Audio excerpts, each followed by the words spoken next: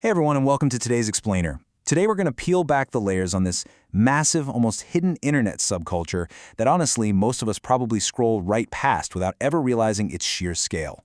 We are talking about modern-day treasure hunters, and these creators, well, they've figured out how to strike it rich not just once, but twice. First, in the literal freezing rivers, and second, right on your screen.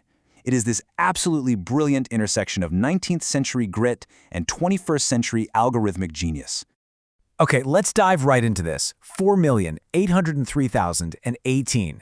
That right there is the view count on a single video titled, "Why is there so much gold in this river?" by a creator named Pioneer Polly.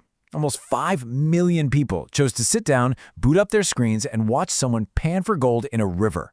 Just to put that into perspective, that's more than the entire population of many major cities.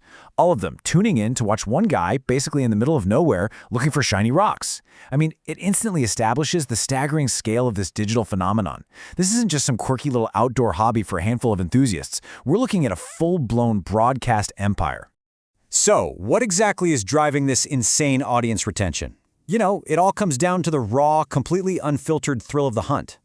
Look at this quote taken straight from the description of Pioneer Polly's viral video. "There is so much gold in this river, I always ask myself why. I don't think it really matters as long as I keep finding gold nuggets."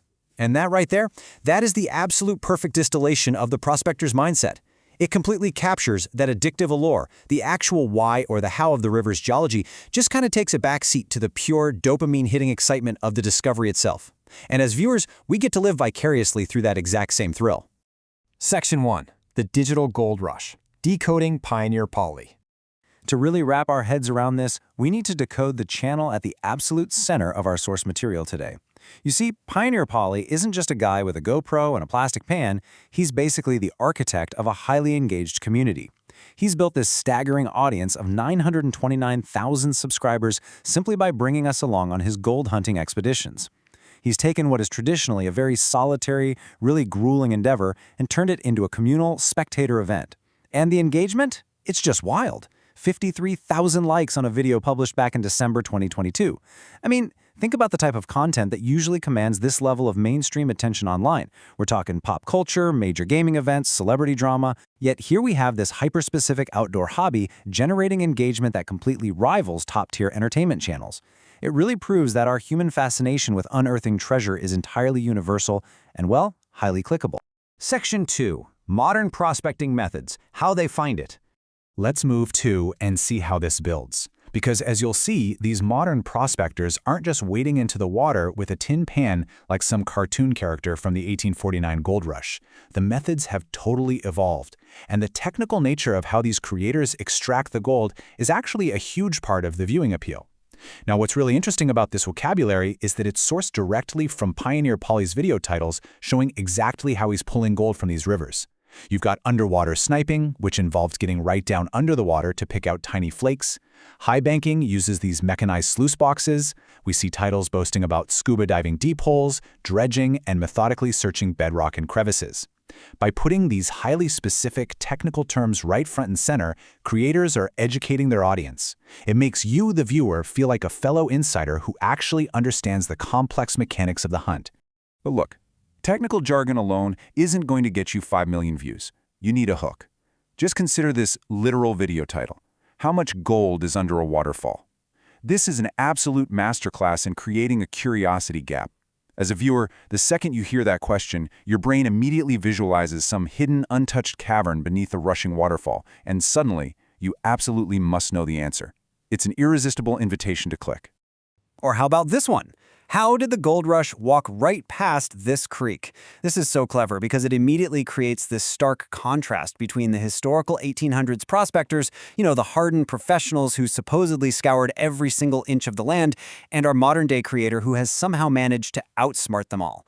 It perfectly sets the stage for this great story of underdog triumph, with forgotten riches just waiting to be claimed by the clever creator. Section 3. The YouTube mining community, a massive ecosystem. While Pioneer Polly is a prime example, he is definitely far from alone. We really need to zoom out for a second and look at the wider network operating within this digital gold hunting space, because the scale of this entire ecosystem is genuinely shocking. And this brilliantly illustrates that sheer size. Tassie Boys Prospecting pulled in 2.5 million views just 4 months ago. ClawQuest found treasure in a hard-to-reach place for 8.5 million views 9 months ago. Man plus River snagged 10 million views for a dive video a year ago. And then you have Modern Goldsmith hitting an astronomical 25 million views for turning a blob into pure gold. This isn't some random fluke isolated to one channel. It is a repeatable, highly lucrative content genre spanning multiple creators globally.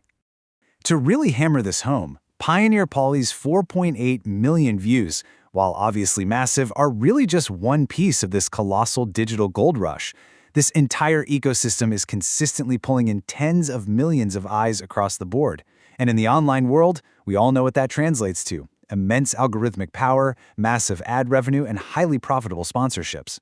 Section 4. The virality of treasure. Click-worthy tropes. So how exactly are they all consistently capturing this lightning in a bottle? Well, if we analyze the source data, a very clear pattern emerges regarding the psychological appeal of this content. These recurring themes are pulled verbatim from the source video list. We see incredible claims of finding things worth millions. We see narratives about uncovering a secret gold mine or a huge gold deposit. We even see these clever lateral moves into other types of treasures, like mining a crystal or diamond site, or the mesmerizing process of turning a raw blob into pure gold. What they're doing here is triggering our deepest, most primal desires for sudden wealth and exclusive discovery. It's basically the ultimate algorithmic bait, expertly designed to promise you an incredible payoff in exchange for your attention. Which brings us to the core realization of this entire explainer.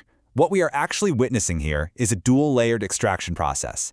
On one level, you have the physical prospecting, the grueling, incredibly tough physical labor of extracting literal gold nuggets and flakes from the bedrock of a freezing river.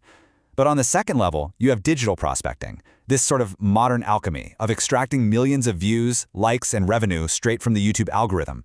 So the crucial point is this: the true fortune being made here might not actually be the gold in the pan at all.